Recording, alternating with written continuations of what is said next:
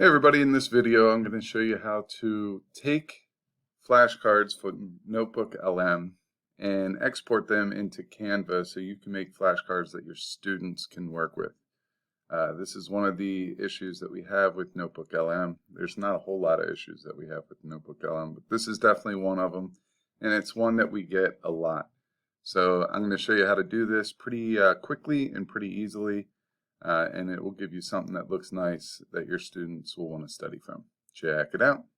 All right, the first thing that we're going to do is we're going to go to NotebookLM. You do that by going and finding NotebookLM in the little tic-tac-toe board or waffle fry thing there. And then you're going to choose one of your notebooks. So I'm going to choose the first one because I've pretty much made every single resource up there. And then we're going to go to the flashcards that I created. So once you click on that, there are three dots here. Click on that, hit download set. What that's going to do is give you a CSV file that you can use. Once we have that CSV file, we're going to have all of our flashcards that were made here, and you can look at them and go through and modify them however you want. But once we have all 50 of those flashcards, we're going to go here. I'm going to show you what this looks like. All right, it's very simple. It's a question on this side and the answer in column B. I'm just going to go like that so you can kind of see both of the columns there. We're going to take this CSV file and we're going to go over to Canva. And what I want you to do is I want you to choose a 3x2 inch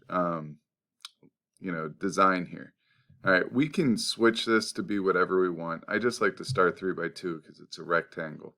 From there, go ahead and click Create New Design. And then what I did is I just put a couple text boxes in here.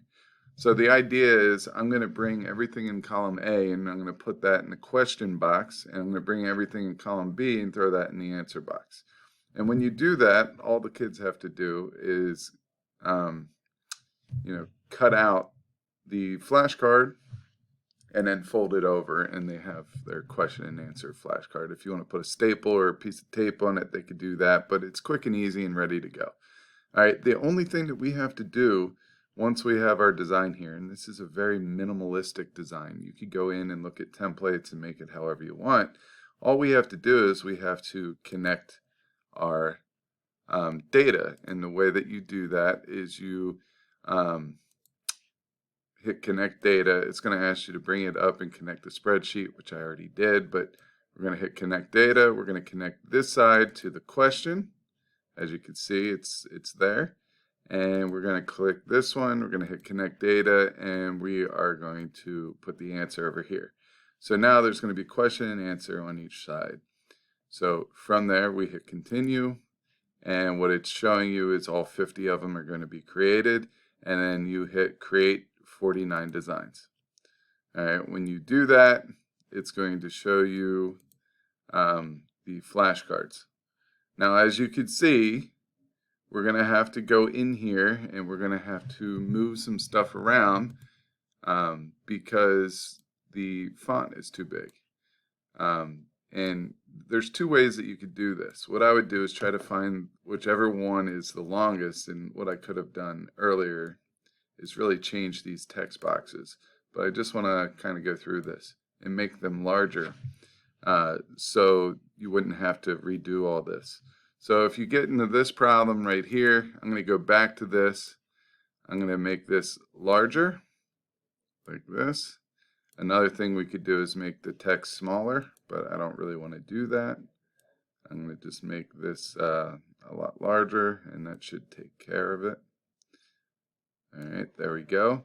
And now what I'm going to do is hit create design, and hopefully this comes up a little bit better. There we go. All right, so what was the duration of Charles Darwin's voyage on the HMS Beagle? It lasted 5 years. So there's the flashcards, and you could go through these and take a look at them, but they're pretty much done. So at this point, what we will do is we will export this as a PDF. So we're going to download it, and we're going to change this to a PDF print.